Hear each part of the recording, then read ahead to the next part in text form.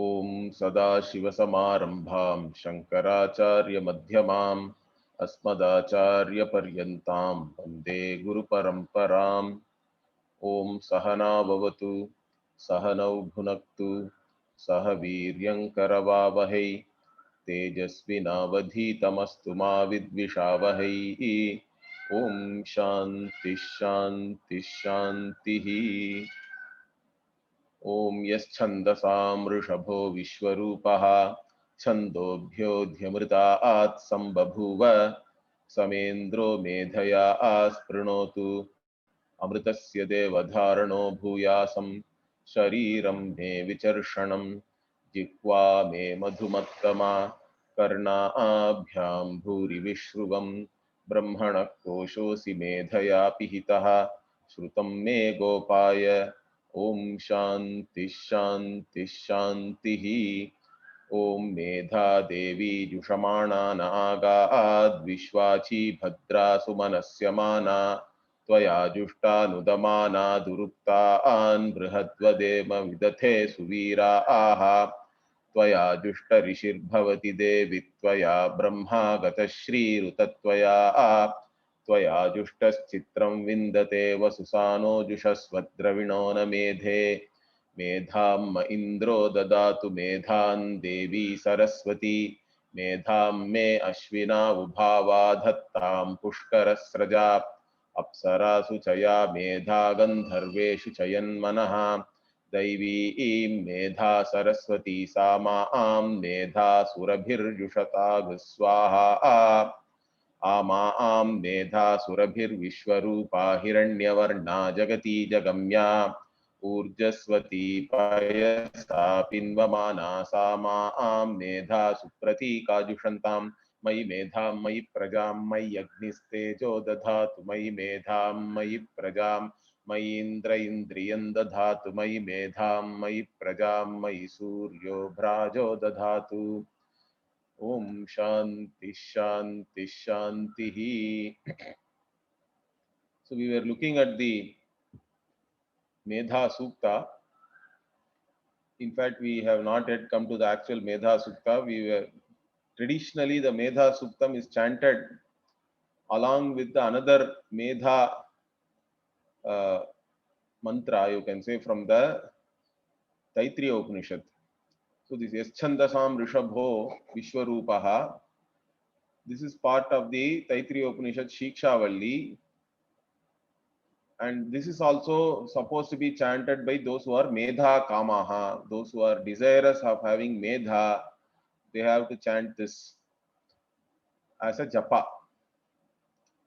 So this is given in the Taittiriya Upanishad Bhashya also by Adi Shankara. And we were discussing that mantra actually. So this Yaschandasam Rishabhaha means it is actually referring to Omkara. So this whole mantra is addressing Ishvara as Omkara, and then we are asking that Ishvara to give us Medha, Medhaya Sprinotu. Okay, so you nourish us, you make us strong, you please us by giving us by Medha, by giving us this Medha. Like this particular mantra is. In this, the last part we were seeing the meaning. Brahmana koshosi medhaya pihitaha. So this Omkara is the kosha for Brahma. Kosha means you can say covering. Like even a sword has its sheath, correct? You take the sword out of a certain covering. If you want the sword, you will go looking for that sheath. Like I said, if you want, let us say, your mobile phone, you always keep your mobile phone in some handbag. Means if you want the mobile phone, you have to go searching for your handbag. Similarly, if you want to know Brahman, then you chant Omkara. You go to Omkara, in fact. How can you say Omkara will lead you to Brahman, or it is the kosha of Brahman? That's what we are trying to understand. The Omkara itself is presented as a symbol for Brahman, phonetic symbol, sound symbol, you can say. And through Omkara, we can understand what is Brahman. The A, U, Ma, the three matras of Omkara itself, we can superimpose this entire waking world, dream world, and causal world, and everything is nothing but that Omkara. And in fact, there is also an Amatra, we say. In the Omkara, A, U, Ma are the matras or syllables which are heard, but then there is silence also is there. Everything is start coming from silence, and then they all resolve back into silence. Or silence itself is potential sound, you can say. And that silence is Brahman, in fact, because Brahman as the consciousness, from there only all sounds also come. All sounds are sustained by that consciousness. All sounds resolves back into that consciousness. That consciousness itself does not make any sound, in fact. It is always silent. But in that silent consciousness, only all sounds are there potentially. So that consciousness itself is represented by this Amatra, we say. So this Omkara is praised a lot in different Upanishads. Okay. In Kathopanishad also, this Om, there is a reference to the Om. And in Prashnopanishad also it is there. And in Taittiriya Upanishad also it is there. Omiti Brahma, Omiti Dagum Sarvam, like that. So, and even Chandogya Upanishad it says Omkara Eva Idam Sarvam. Like this, different references are there. And then in the Mandukya Upanishad, there is a famous, the first mantra in the Mandukya is Omkara only. That is a very, very famous mantra. Omityetad aksharam idam sarvam tasya upavyakhyanam bhutam bhavat bhavishyaditi sarvam Omkara eva. Like that only the Mandukya Upanishad starts. So this Omkara has been presented as a symbol, sound symbol, and through which we can actually understand Brahman. This has been presented by all the Upanishads. And Omkara is said to be everything, because all the meanings are not separate from their words. Abhidhana, Abhidheya, we say in Sanskritam. The Abhidhana and Abhidheya are not separate from each other. Okay. And Om is something which represents all Abhidhana, all names, all words. In fact, all sounds of all languages are represented by Omkara, that I already explained to you. Therefore, Om being all sounds, all names, it is also not separate from all the meanings of those words, which means all objects also. That is how Omkara is everything. Bhutam Bhavishyat. Whatever is there, whatever in the past was there, whatever will be there, everything is Omkara. This is what the Mandukya says. But it doesn't stop there. It says, Yacha Anyat Trikalatitam Tadapi Omkara Eva. Now, whatever we get to know in this space time, all the objects, okay, that is all Omkara. But what about the Adhisthana of this entire space time? What about that Vastu which gives existence to this space time and all the objects in the space time? Because even scientists, they are reducing everything. Whatever objects you see, they reduce it to molecules, atoms, subatomic particles, and all that. And finally, they are saying there has to be a consciousness, because everything is a quantum wave and all, they say that. Quantum wave and transcendental wave, they say, in fact. They use the word transcendence, which is very interesting. Because this wave is not really a wave in a physical space. Although it is called a wave, it doesn't travel in your space time, but it collapses as an object or an event in the space time, like that they talk about. And for that, a consciousness is required.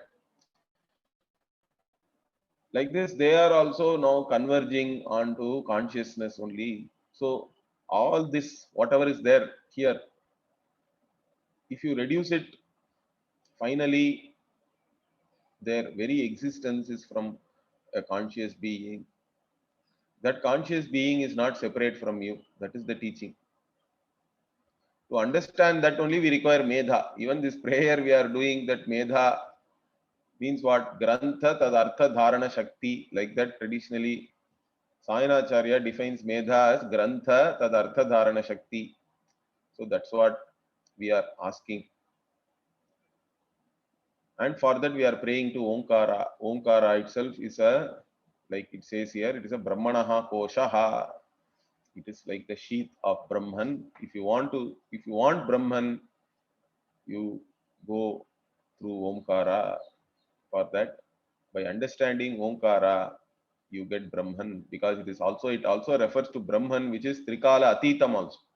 Not only Bhutam Bhavat Bhavishyat, not only that which is past, present, future, all that is in space time. But Omkara also refers to Brahman, which transcends space time and which is the one which gives existence to this very space time, without which there is no space time.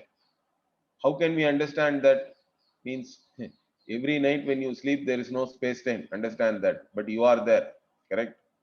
Even though there is no space time to be cognized, you are very much there. So, I, as a conscious being, I am free from space time. The greatest mistake we make is that we think that I am in space time.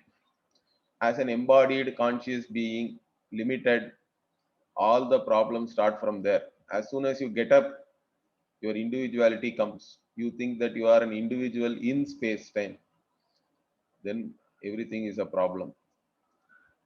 You are not an individual in space time. Space time is in you. That is the teaching, that is the truth also, that is the reality. But that reality is as though covered. Medhaya pihitaha means what? Here medhaya means laukika jnanam, like that Bhashyakara says.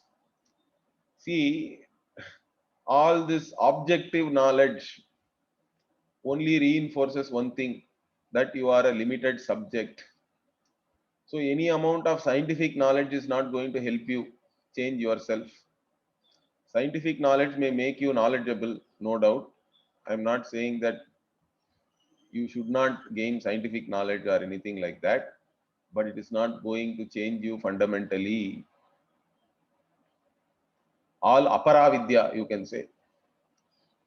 Okay, so even Veda Adhyanam, the memorizing the Veda with Swara, or even understanding the meaning of the Veda like a scholar, all that also is Aparavidya only. It doesn't help you, because you are still learning the Veda, but that the main teaching of the Veda has not transformed you, means it is still Aparavidya.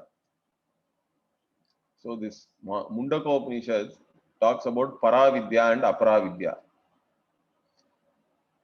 Paravidya, it defines Yaya tad aksharam adhigamyate, by which you gain this indestructible, indeclinable Brahman. That alone is Paravidya. All other things are Aparavidya only, including Rigveda, Yajurveda, Samaveda, like that one whole list is there. Purana, Itihasa, whatever you know, and all scientific knowledge, everything is Aparavidya only. And this Aparavidya is only covering this Paravidya. Medhaya Pihitaha. Pihitaha means you can say covered. Because all the objective knowledge implies that you are a limited subject separate from that object. That itself is a problem. And you are trying to search for all your solutions through gaining objects or knowing objects and all that. In this world, in this objective world, you are never going to succeed. Why? Because the problem is one of being limited. The solution is to discover that you are already the limitless. So you are the problem. Solution also has to be centered on you. you cannot get the solution in this world. So that fundamental understanding has to come first. With that understanding, if you study the Shastra, then you can see what Shastra is revealing to you about you and how that solves all your problems. Otherwise, even study of Shastra also will become scholarly. Gaining facts is not the intention in studying the Shastra. Understand that. Of course, factual knowledge is also important. But more than that, whatever you study is to solve your own problem. It has to transform you. It has to transform your very identity from being an individual to being the conscious being who is limitless and who is the one who is supporting this entire creation. That is the vision we are talking about. But that vision is covered by worldly knowledge, objective knowledge. Therefore, what? Therefore, what we are again on prayer, beautiful. We are saying, Shrutam me Gopaya. Whatever we have heard from the Shastra, correct? That which is there, whatever we are hearing from the Guru, whatever we have heard in the Shastra, may you protect that. May you protect that knowledge which you have gained from the Shastra means what? May that knowledge be available to me always, particularly when it is required.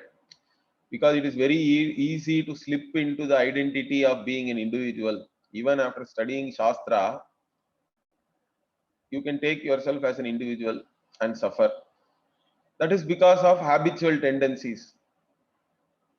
This identity with the body mind sense complex has been natural to you till the time you studied Shastra and try to understand the vision of Shastra about yourself.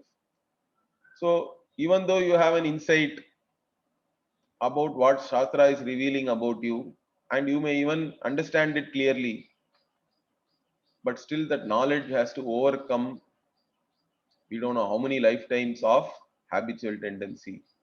So it will take some time. All insights have to be repeated till that knowledge is always away. That the other vision now becomes your habitual or natural tendency. Then we call sahaja. That is what we call sahaja. So it is now natural to you. How naturally now you are thinking you are an individual, you are a human being. Like that, naturally you have to have this knowledge, aham brahmasmi. Till then, this knowledge has to be protected. It has to be available to me. At least it has to be available to me whenever it is required, till it becomes natural, sahaja. So that is why this prayer, Shutam me Gopaya, whatever I have heard from the Shastra, from the Guru, protect that. May it be available to me always. Om Shanti Shanti Shanti. So three times Shanti. Why do we say? We say Tapatraya is there. Adhyatmika, Adi Bhautika, and Adi Daivika. So three kinds of afflictions, hindrances we can have. May all those things get resolved. What are those hindrances? Adhyatmika means with reference to oneself, with reference to one's own body, mind, sense complex, we have so many afflictions, hindrances.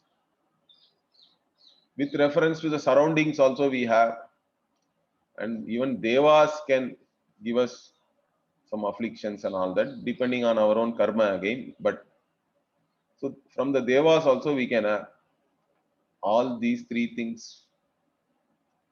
May it get resolved. That is what three times Shanti. Okay, now the actual Medha Sukta we are entering. Om Medha Devi Dushamana na Agad Vishwachi Bhadra Sumanasya Mana. So Medha Devi Dushamana means we are now addressing the Medha itself as a Devi. Okay, Medha is a Devi for us. So how can we say this Medha is a Devi? Medha Abhimani Devata, like that our Bhashyakara says here. Okay, Sayanacharya.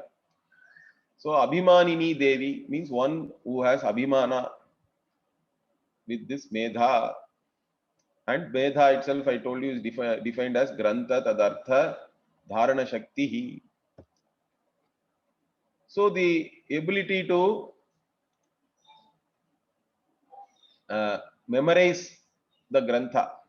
See, in those days, memorizing everything was very important because they didn't have any printing press and books and all that. Understand? No laptop, no PDF, no internet. The internet was there in your head. So without Medha Shakti, first you memorize everything, whether you understand or not. First memorize. When you have that ability from the age of 8 onwards, for 12 years, whatever, even after 12 years, you keep memorizing. But initially, you memorize everything, and then you understand. Then you study and understand Bhashya and all you can study afterwards. Then Artha. So first Grantha Dharana itself, nowadays Grantha Dharana nobody has. If I ask you to memorize Bhagavad Gita also, most people are struggling. It is only 700 verses, correct? Every day, if you memorize couple of verses, within 1 year you can easily memorize Bhagavad Gita. Not very difficult. Again, you cannot complain that I don't have memory and all that. It is again practice. Remember that. It is all practice. You start slowly, then after a month you will see you would have already memorized a couple of chapters. And every day you have to repeat. So there is a rule of thumb that something if you have chanted for 1,000 times, then it is there with you for lifetime. You cannot forget it. In fact, there is a muscle memory. Many times I chant all this Vedic mantra.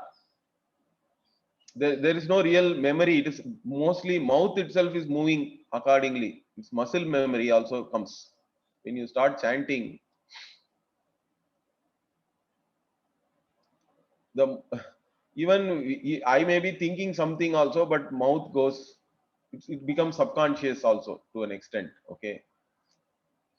So like that, that memory is useful for remembering the Grantha itself, the book or the words. But later on, that Artha also you have to remember. Both are important. And not only that, that Artha, the meaning has to be available to you. So that is why I say this Medha Shakti means memory, okay, then meaning and recollection, everything together. Whenever you want, it has to be available. So that is the greatest, Shakti to have for Brahmajnanam also. To gain Brahmajnanam, without this you cannot. Okay. So this is the permanent sadhana for that. Medha is the sadhana or means to achieve Brahmajnanam. Jivatma Ishvara Abheda Jnanam Yadasti Tasya Jnanasya Nairantaryena Sadhanam Medha, like that. Like that, Sayanacharya introduces this Medha Sutta. So Medha itself, why we are seeking? Only for as a sadhanam for Brahmajnanam. That is the one which will give us Brahmajnanam. Brahmajnanam means this non-difference between this individual and the total. That is Brahmajnana. And that Medha Devi, the Devata who has Abhimana or who identifies with this Medha, okay.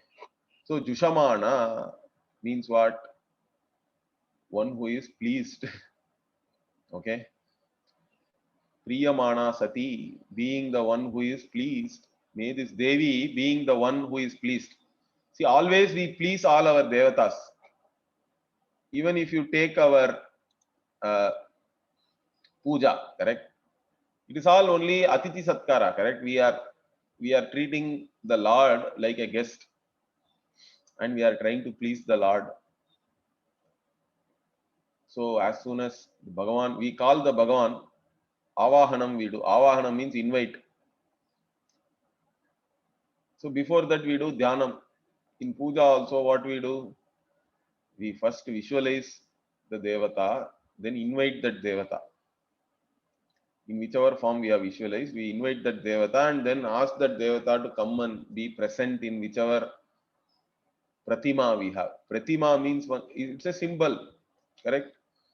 I said Omkara is a Pratika, phonetic or sound symbol. Pratima means it is an image, it's a physical symbol. In that we ask the Devata to come and be present. That is the Avahana. Dhyana, Avahana. Then what?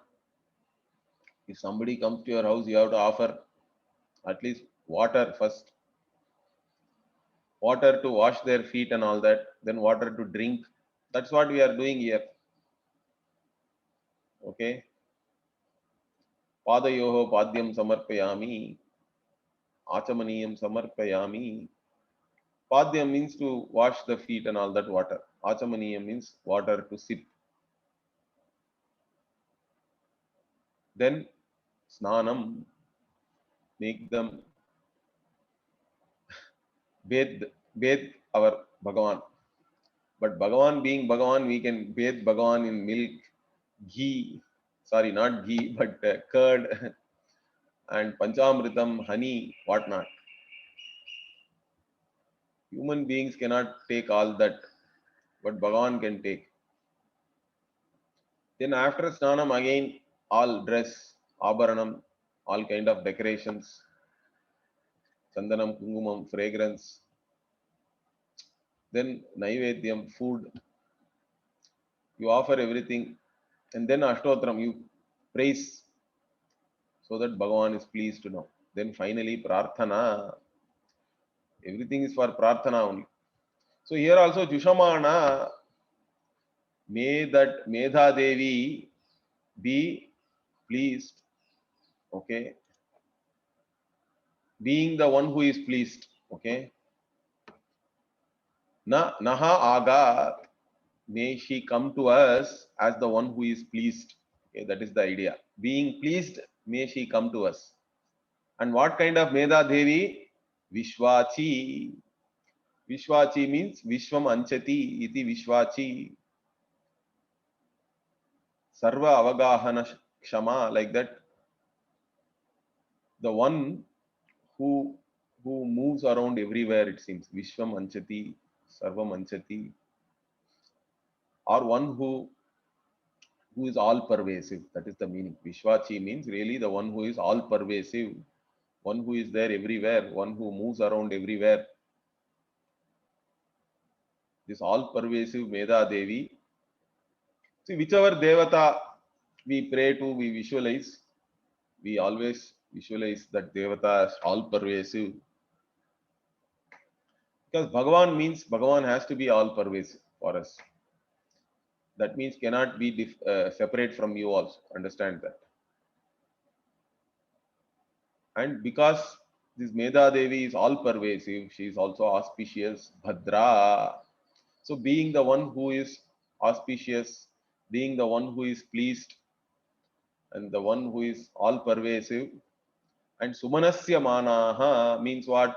One who is ready to bless us with also pleased mind. Okay, not only is she herself is already pleased, but she is the one who is blessing us so that we also can have a Sumanaha, means one who can have pleased mind.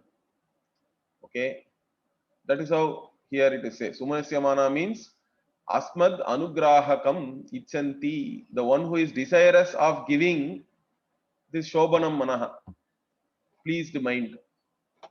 Okay, so may she come to us as the one who is desiring to give us a pleased mind. Like this, we are looking at this Medha Devi. Okay, so may she come to us in this manner. And then what? Why should she come to us? Tvaya Jushta Nudamana Duruktaan Brihatvadema Vidathe Suvira Aha. So Tvaya Jushta means what? By you, if we are blessed. Okay, Jushta means we are the one who are pleased or blessed by you. So being blessed by you and being pleased because of that, then what do we do? What do we become? Duruktan nudamanaha. Nuda means to remove or avoid or whatever. Okay, give up. So we become nudamanaha means what? Ones who have given up or removed from us, or ones who avoid what? Duruktan. So Duruktan means here what? That which is all the things which are not said in the Veda. Okay, they are all Durukta only.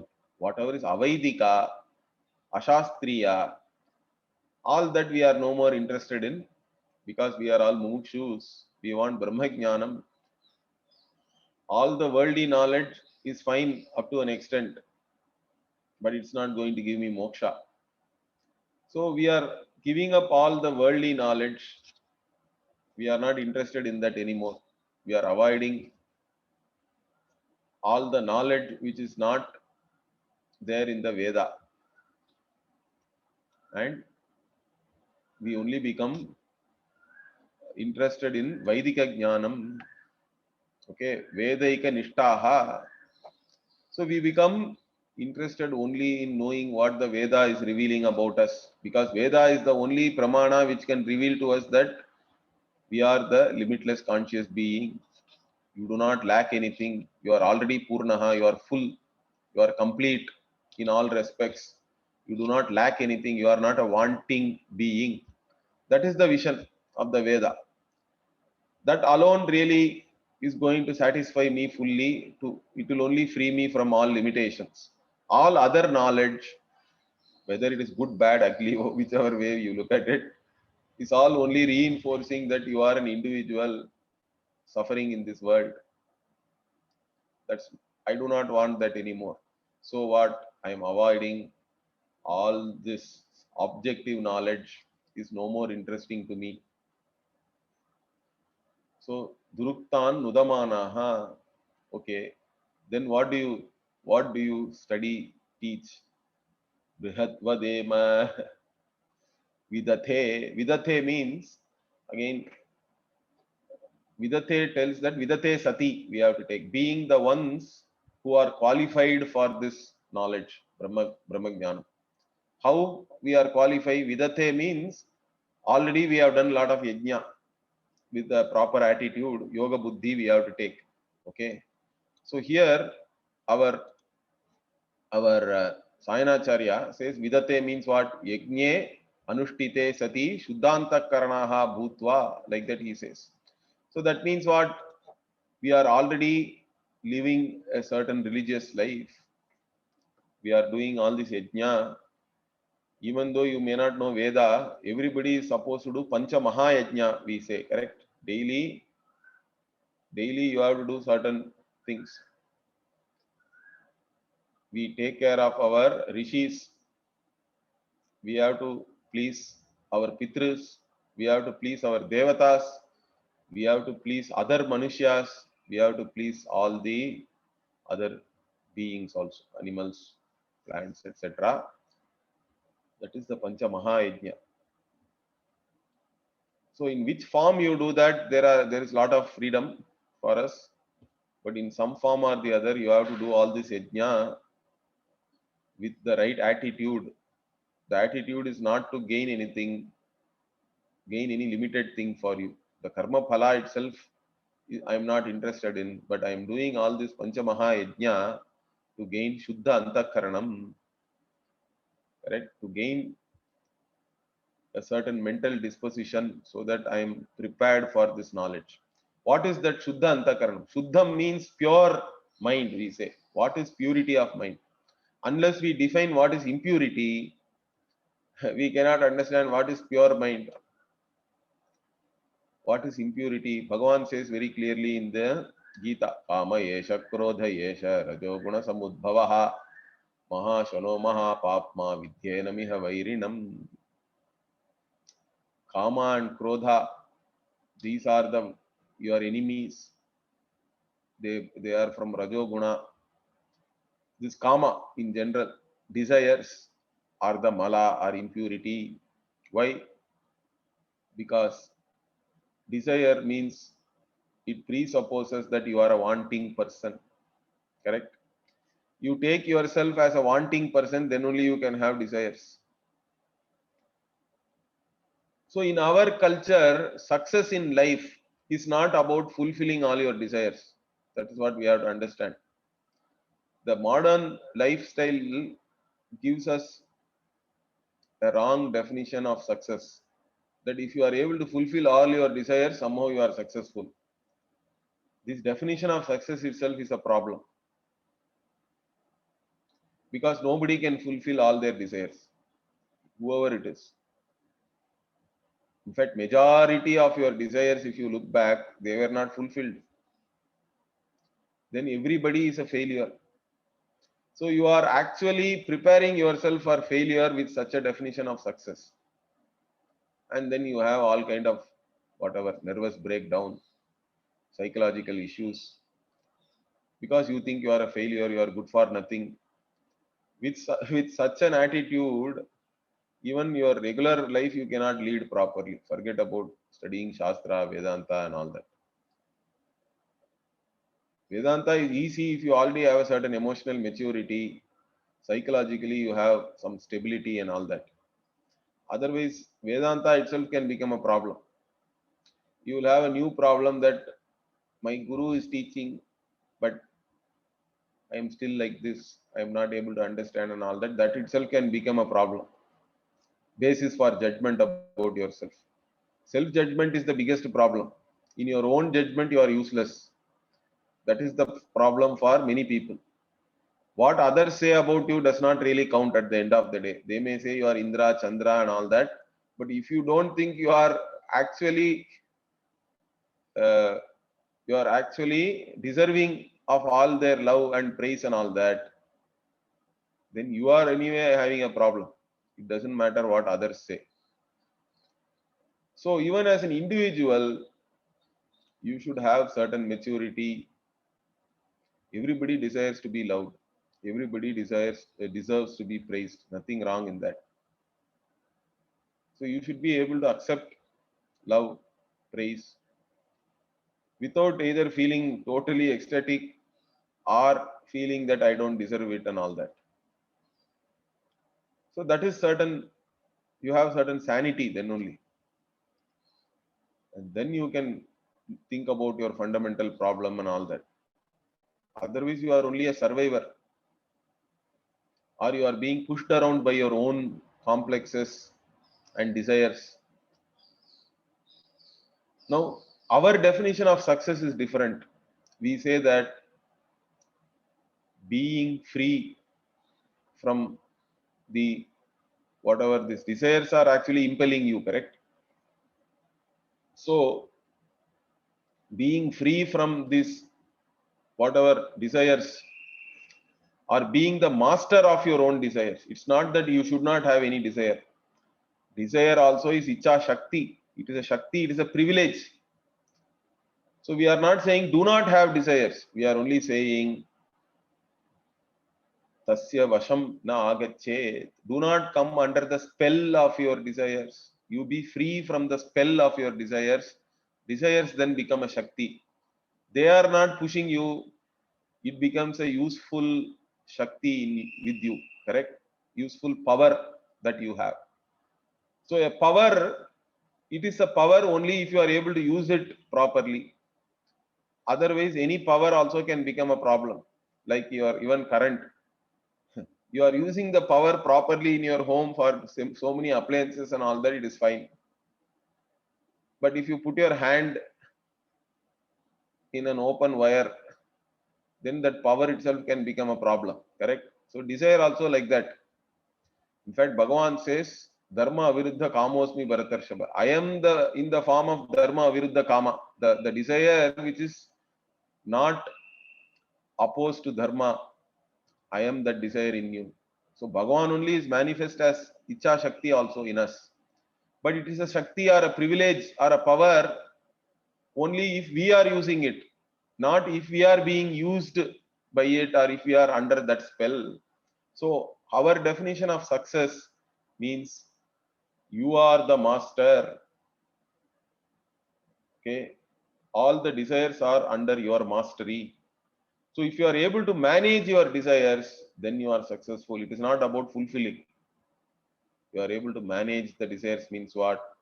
Even though you like something, if it is wrong, you should have the strength to not do it. Even though you do not like it, if it is right, you should be free enough to do it. At the end of the day, if you are free enough to do the right thing, correct? Real freedom is not doing anything you want. Real freedom is you are free enough to do the right thing. If you are free enough to do the right thing, then you are the master. You are not under the spell of the desires. Still, you can have all kinds of desire. Only human being can desire for a mobile phone, iPhone. A cow has no desire for iPhone. Even if you buy iPhone and give to the cow, it's not going to have any value for it or desire for it. Cow can only desire for a few things. But human beings are privileged. We can desire for so many things, candlelight dinner, whatnot, so many things. That itself is a privilege. So you can have the desires as a privilege, or it can become a curse also. That is in our hands. So vidathe here means what? We are all Shuddhanta Karanaha because we have done all the yajnas with the right attitude, with the yoga buddhi and become pure. Means you do your duty, all the duties you do, but not for karma phala, but for purifying yourself. And purifying myself means what? By doing my duty only, I overcome my desires. I learn to manage my desires because doing the duty means you do the right thing always. In a given situation, whatever is your duty, whatever is right, you should be able to do it.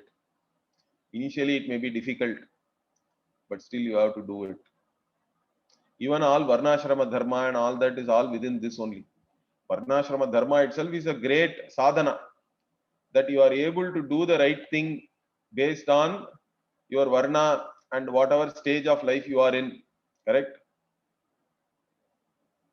That is a great sadhana, that is a great means so that you overcome all your desires and you are free enough to do the right thing. Such people only what? Brihatvadema. Once you are Shuddhanta Karanaha, once you are free and pure, you are free from all the desires, you are a yogi already. That means then you can talk about Brahman. Brihat means here Brahman only. Brihatvadema. So having given up or avoided all avaidika, ashastriya words, knowledge, etc., and being pure in heart, having a pure mind, because we have done all the yajnas with the yoga buddhi, we now talk about Brahma, to whom Suvira aha. So Suvira aha here means what? Veera. Again, why it is as though it is talked about that somebody is a warrior, correct? Veeraha means here again Sayanacharya says Shobhana Putra Shishyadi Rupaha. So they're all your wonderful students and children. They are all Suviraha.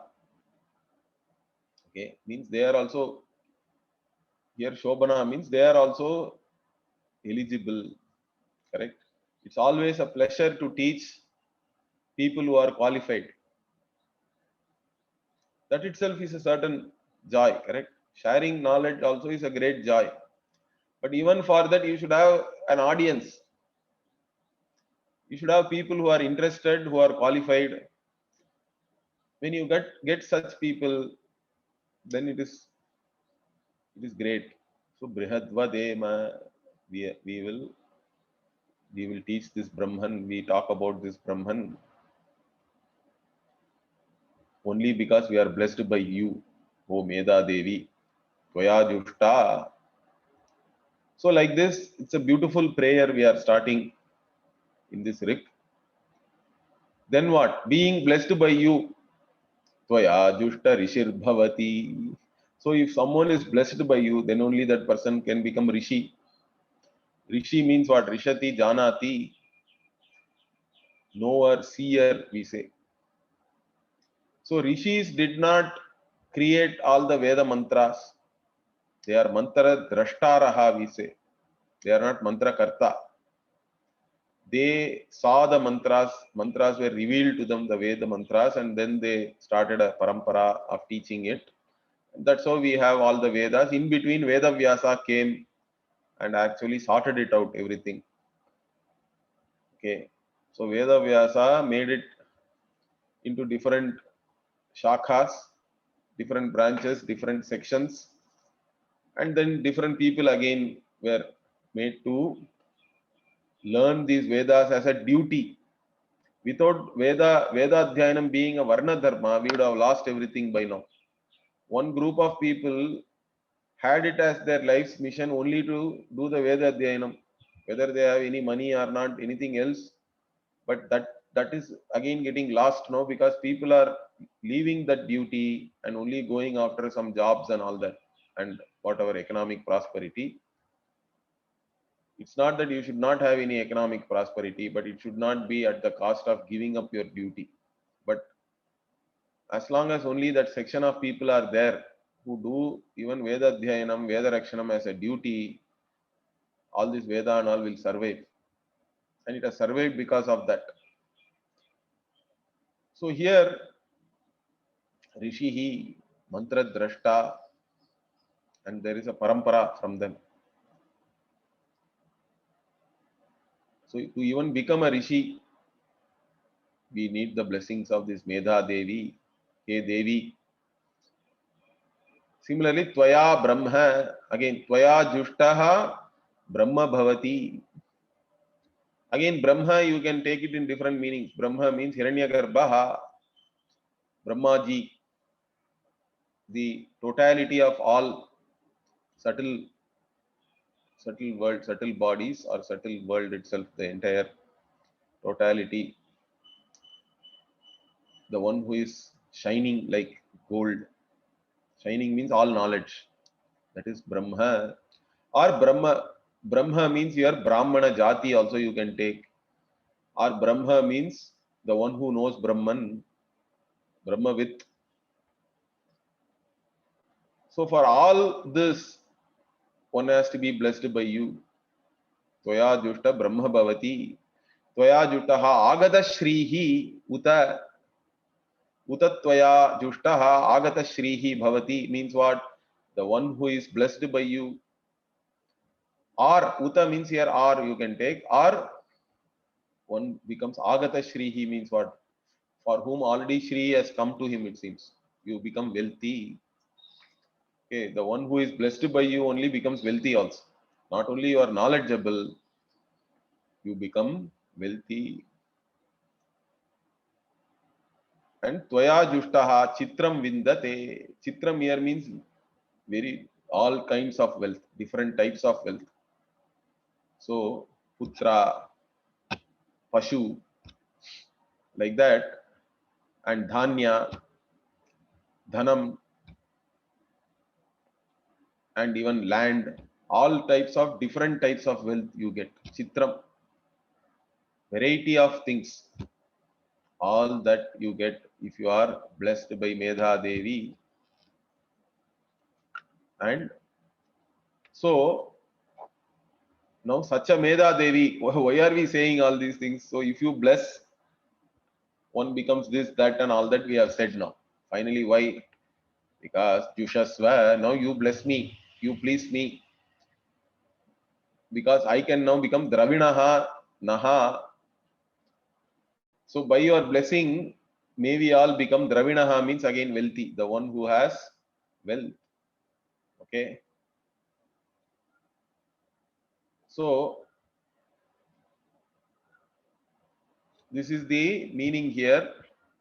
So we'll close it here today. We'll continue next week. Om Purnamadah Purnamidam Purnat Purnamudachyate Purnasya Purnamadaya Purnamevavashishyate Om Shanti शांति शांति। हरि ओम श्री गुरुभ्यो नमः। हरि ओम। धन्यवाद गुरुजी। धन्यवाद गुरुजी। धन्यवाद।